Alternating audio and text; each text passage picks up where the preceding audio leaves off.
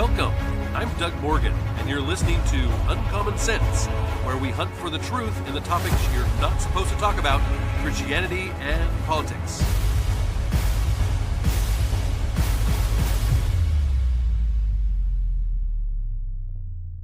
A couple years ago, I guess it's probably been about 2 now, my wife and I were able to actually break away from the kids and find a babysitter, and we were able to go have a really nice sit-down dinner in downtown Portland.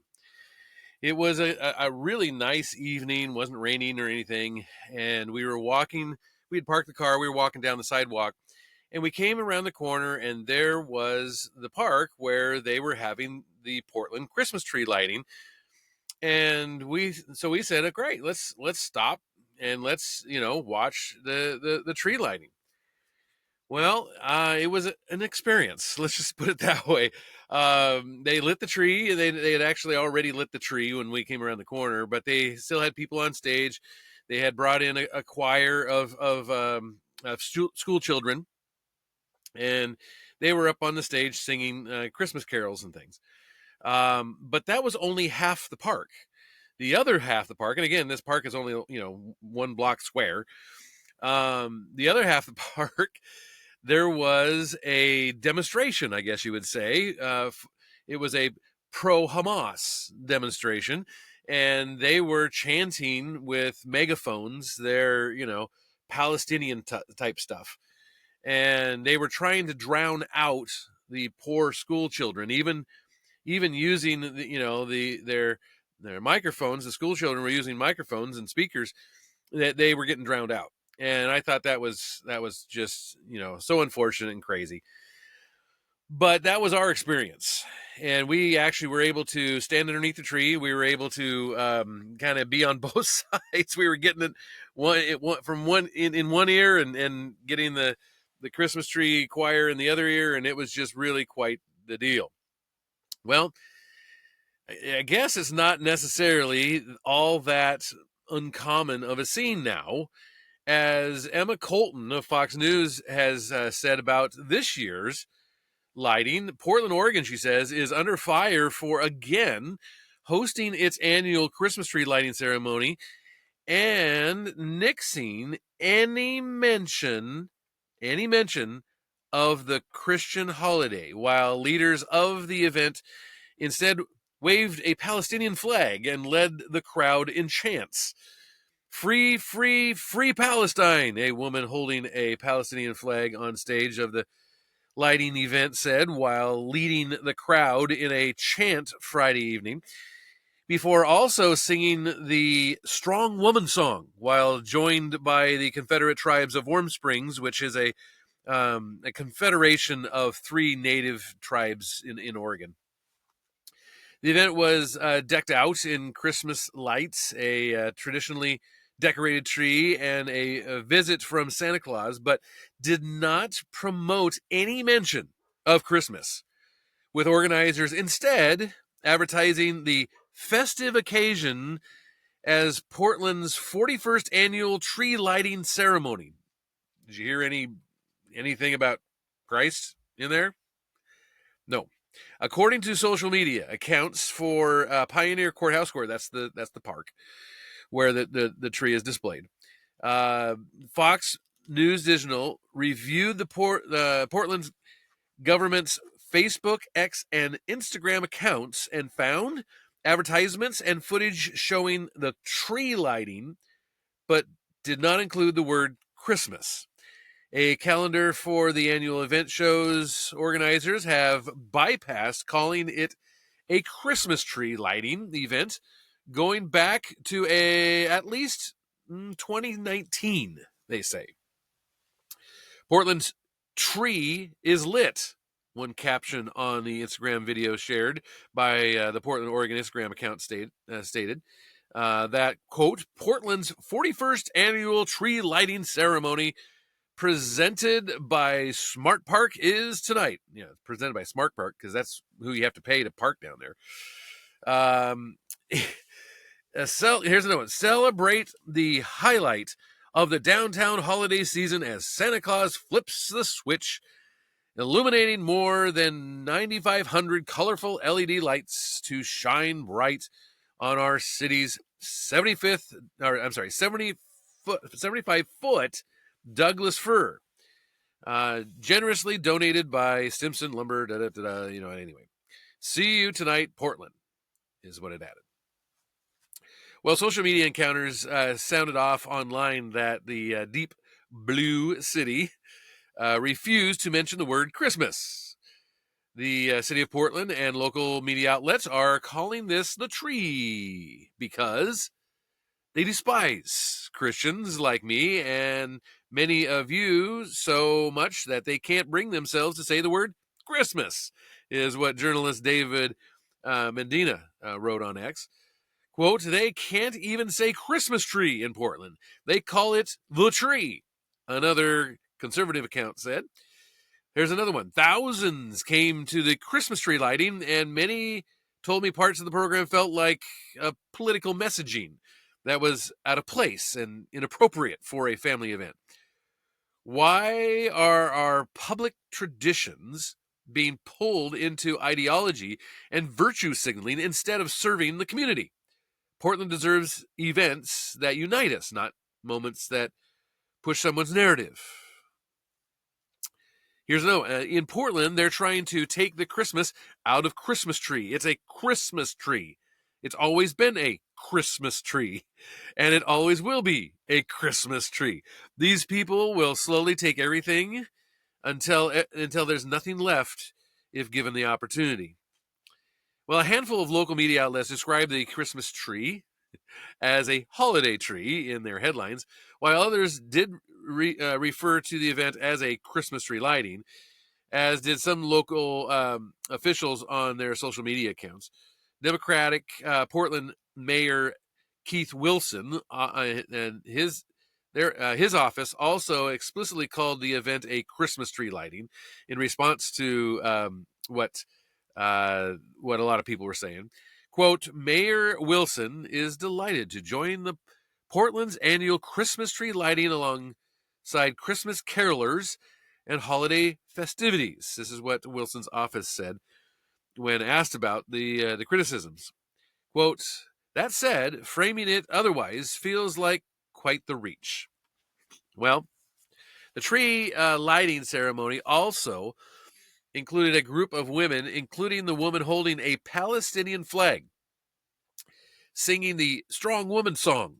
I had not heard of the Strong Woman song, but it is an intertribal indigenous song, I guess, is what they're calling it.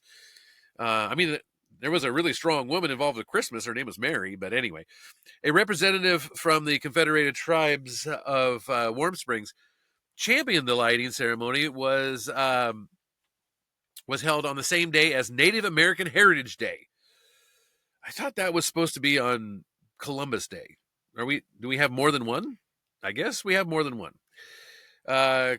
On this Native American Heritage Day, I hold both gratitude and truth, one woman said from the stage. Again, these aren't just like people who showed up. These are people that were scheduled to be on the stage and were.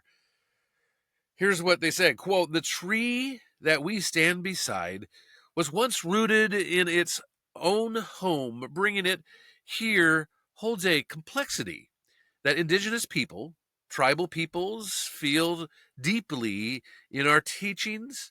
The trees, rivers, mountains, all living beings are family, more than the objects and more than the symbols that they might stand for. So I guess she's saying that this is not a very good thing that they brought in this 75-foot Douglas fir tree. That it's the symbol is less than what we should consider when it comes to taking it out of the ground.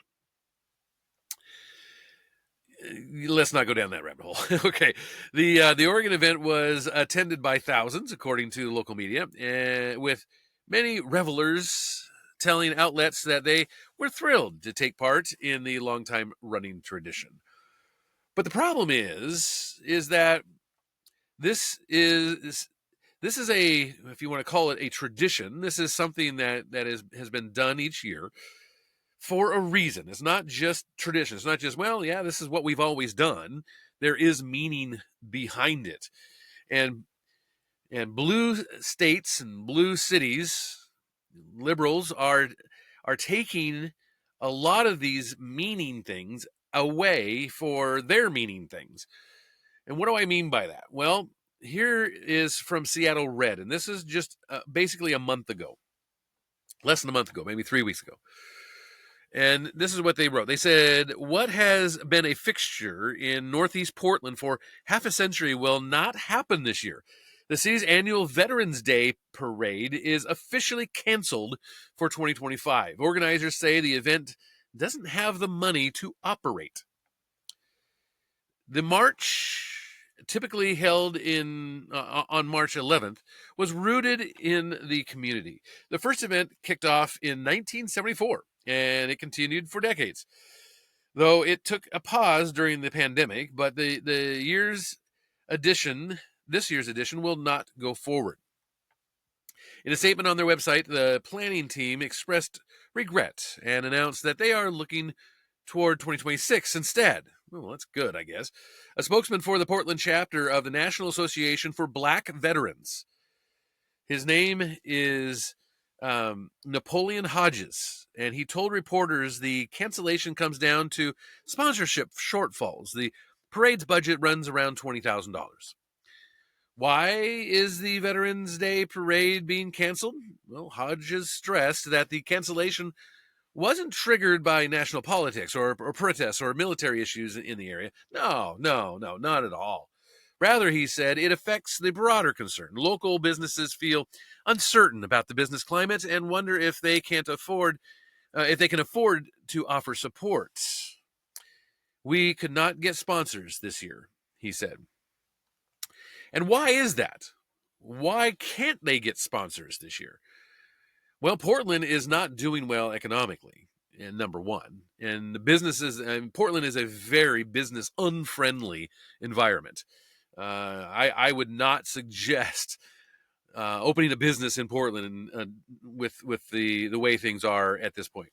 It is very, very bad. And so I can understand. I mean, if you're a business, how can you try to support a Veterans Day parade? But nonetheless, it says that while Portland sits this year out, elsewhere the region's honoring of veterans continues. For instance, there will be a Veterans Day parade at the Fort Vancouver Historical Site, which is just over the river in Vancouver, Washington. And another one in Albany, Oregon, just south of Portland, about 30 minutes or so. And it's billed as one of the largest in the West. So they're able to have it, but Portland, the largest city in Oregon, in that region, can't seem to get enough money. So that kind of led me to think about this for a second. What major parades and celebrations did Portland have this year? Well, the Portland Rose Festival's Grand Floral Parade took place as the city's signature floral event, drawing visitors downtown with its floats and marching bands and that type of thing. That happened. They got enough money for that. The Care Oregon Starlight Parade, that part of the Rose Festival, that occurred, without a hitch. Oh, and how about this one? The Portland Pride Parade and Festival was celebrated over a July weekend, and it went off without a hitch. How about the Portland Mardi Gras Parade? And it was held on North Mississippi Avenue, as they say, featuring marching bands and costumes and family-friendly festivities in early March. And what about celebrations? Well, the Oregon Lunar New Year Gala, that happened. Hundreds of performers and large audiences were there in February. And even the Portlandia Mermaid Parade and Festival went off this year without a hitch. It was a whimsical, all ages event celebrating creativity in water at the end of July. So that happened. Of course, the Christmas ships. And I don't know if they can call it the Christmas ships parade. The ships they decorate up in lights and they go down the river. Um, I think they're just going to have to call them ships parade maybe this year, because we can't have Christmas. And I guess that's kind of the big part of it here, is that they're taking the meaning out of these things. I mean, if they don't want to have, a Christmas tree and all that kind of stuff, well, that's unfortunate, because what we see is that it's not just about lighting up a tree and going, ooh, that's pretty, because it is, but it has meaning. The Christmas season has meaning. It's about Christ. I mean, that's what Christmas is about, right? And so the question then comes back, why can't we say Merry Christmas anymore? Well, this comes from Scarlett. She just calls herself Scarlett. I don't know. I tried to find out a little more about her. That's all I can find out. Her name is Scarlett. And she wrote this back in October, late October of this year. And she said the holiday greetings landscape is shifting as society grows increasingly aware of inclusivity and diversity. Traditional phrases like Merry Christmas face more scrutiny amid these evolving social norms. Where once such greetings were universally accepted as cheerful expressions, today there is a greater emphasis on language that acknowledges different cultural and religious perspectives. This growing focus on inclusivity reflects changing demographics and an awareness that the holiday season means different things to different people. Understanding why phrases like Merry Christmas are questioned helps us appreciate the broader conversation around Christmas, communication, and respect. All right, let's stop there just for a second. To say that if I say Merry Christmas to somebody, I am not showing respect to them is completely off your rocker.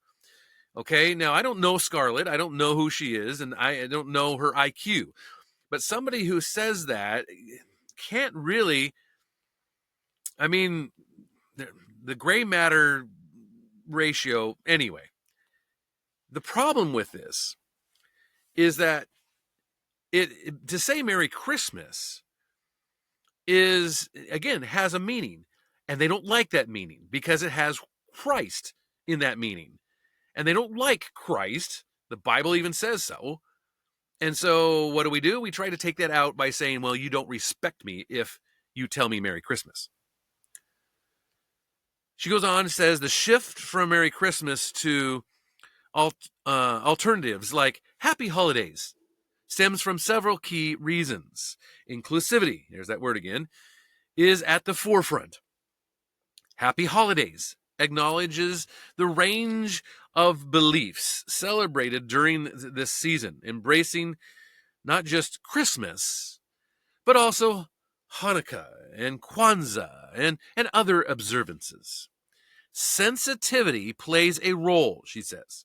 Some people feel that Merry Christmas may unintentionally exclude or offend those who do not celebrate it.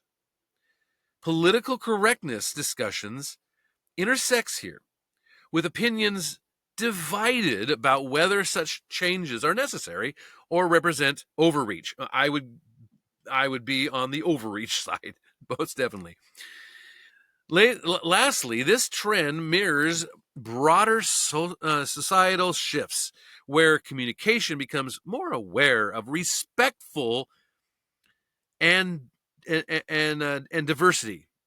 It is aware and more respectful of diversity.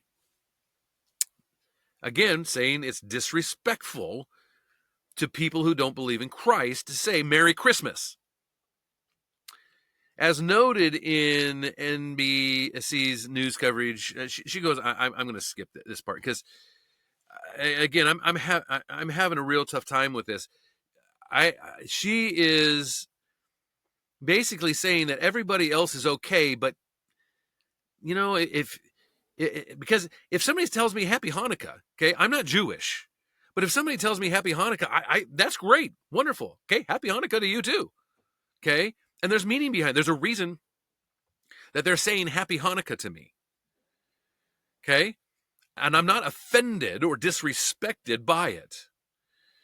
But she says choosing the perfect gift during the holidays can be a balancing act to honor the spirit of giving while respecting diverse beliefs. Consider thoughtful and inclusive gifts that avoid religious exclusivity. Why? Why? Why? Why can I not give something that has a cross on it or something? Why can I not give something that, has a nativity scene? Why? Are you so offended?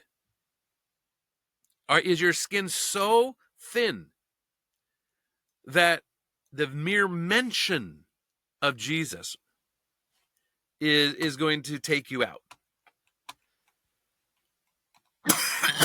She goes on to say, embracing inclusive language like happy holidays is a practical step toward recognizing diverse beliefs around the holiday season.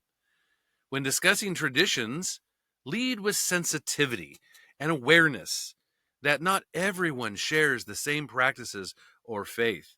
Well, shouldn't they be doing that? I mean, just because I say Merry Christmas doesn't mean that I'm not aware that other people have other faiths and other practices. Okay? And shouldn't they know that, hey, if I say Merry Christmas, then I celebrate that practice and that faith? But no, we don't want to hurt somebody's feelings. She even gives a real life example. She says, many workplaces have adopted happy holidays in their seasonal greetings to demonstrate respect for all employees. For instance, a company might choose to display signs or send cards using this phrase to recognize the variety of celebrations among staff members. This policy promotes inclusivity, making everyone feel valued, irrespective of their religious affiliation. Such a practice avoids alienation and fosters a sense of belonging during the festive months. It's a straightforward yet powerful way to honor the diversity present in any modern workforce. This example shows how language can bridge differences and uplift the spirit of the season, its shared spaces. So, again, what this is doing, and I claim it to be Christophobic.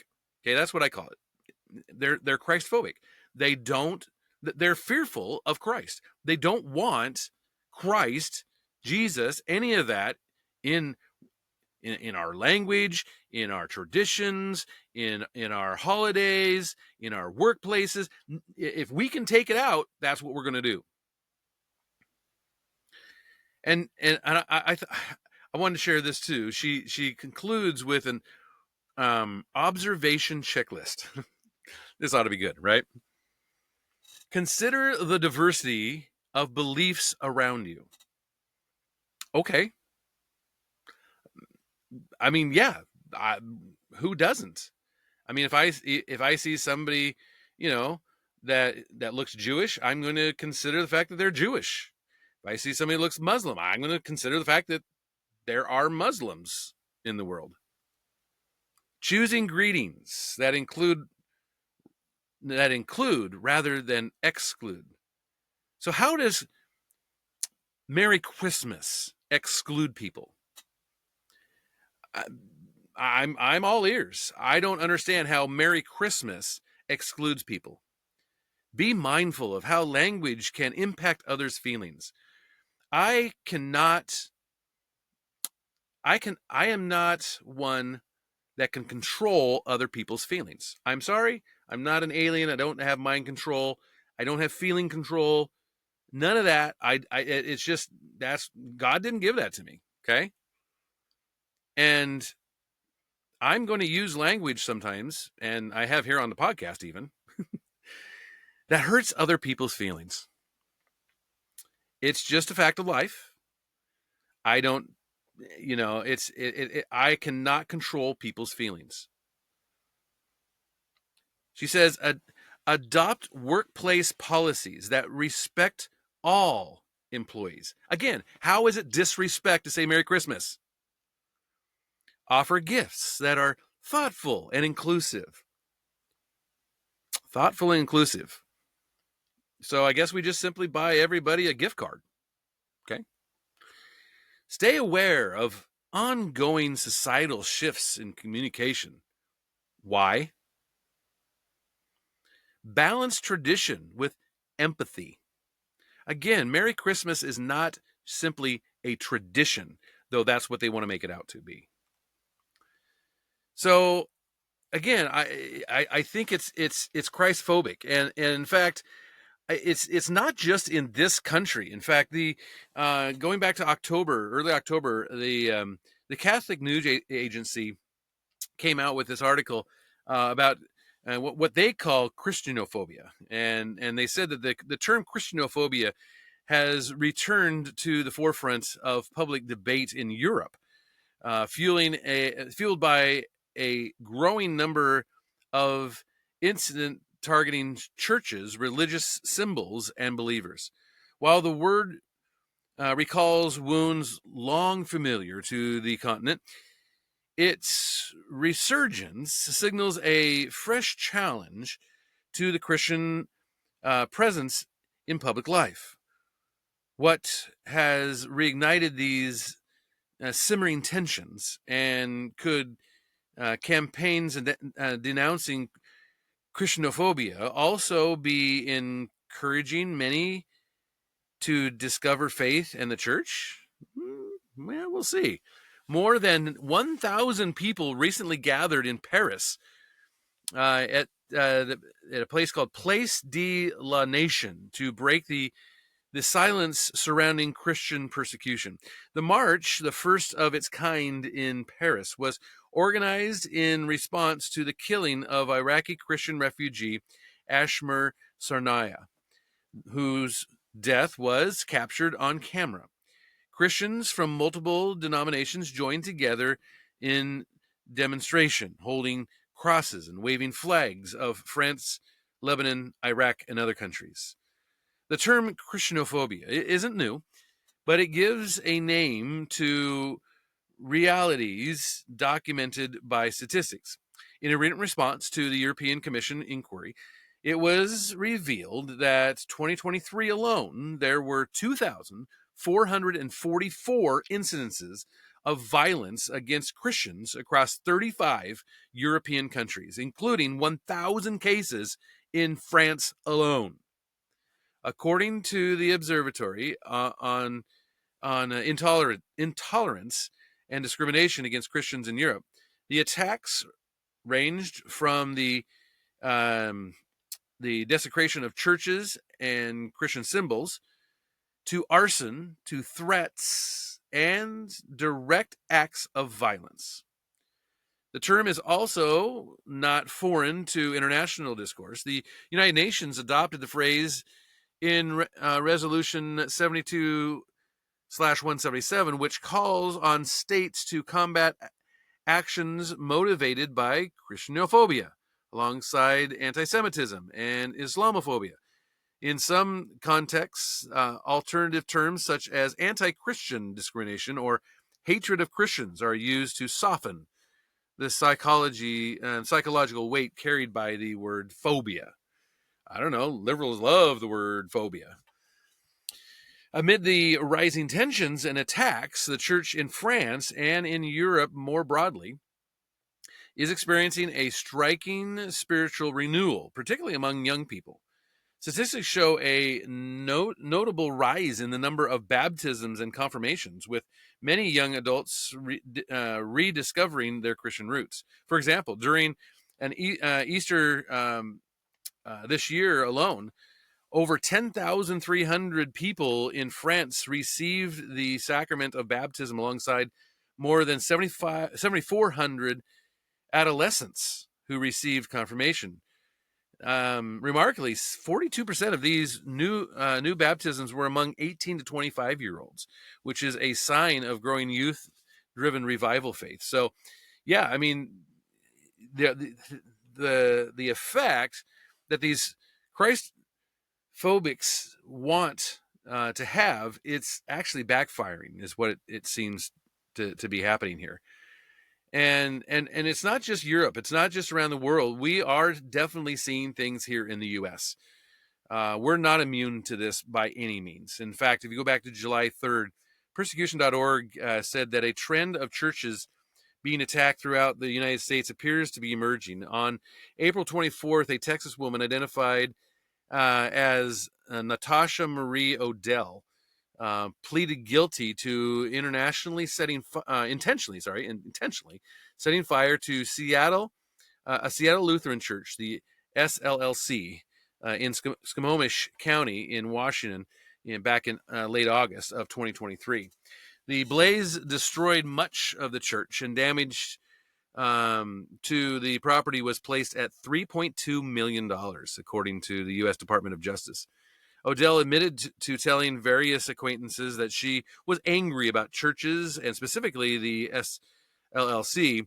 Later, she told another acquaintance that she planned to burn a nearby church.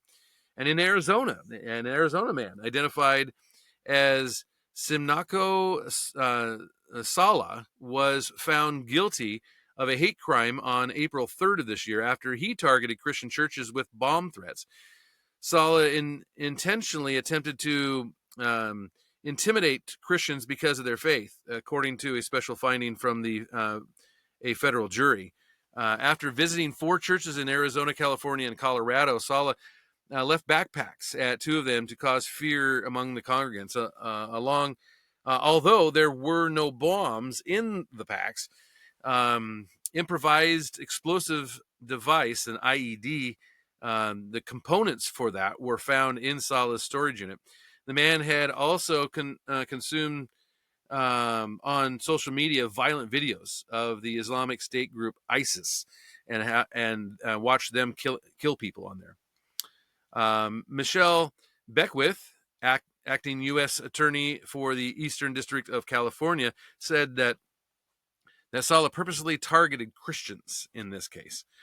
On June 18th, Rui Zhang of Fairfax, Virginia, was sentenced to 25 years in prison for attempting mass shooting at Park Valley Church in Virginia in late September of 2023 after Zhang posted disturbing content online, including him burning a Bible and threatening the church.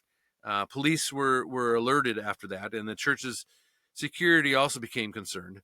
On the morning of the intended shooting, church security stopped Zhang just before Prince William County police officers arrived to investigate.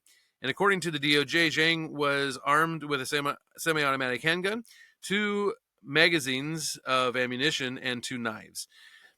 He also had additional ammunition, knives, and a canister of bear spray in his nearby car. U.S. Attorney Eric Siebert for the Eastern District of Virginia stated that Zhang went to a church during a religious service armed with the intent to murder innocent parishioners. Zhang's motives appeared to be a mental health issue, but according to Associated Press, Zhang, quote, had recently joined the church, but indicated that he was mad at God and at men for blocking him from having romantic relationships with women. Beyond that, on June 22nd of this year, Brian Browning attempted a mass shooting at Cross Point Community Church in Wayne, Michigan, but was stopped before he could harm anyone. Church security shot and killed the would-be attacker before that he could reach the inside of the facility.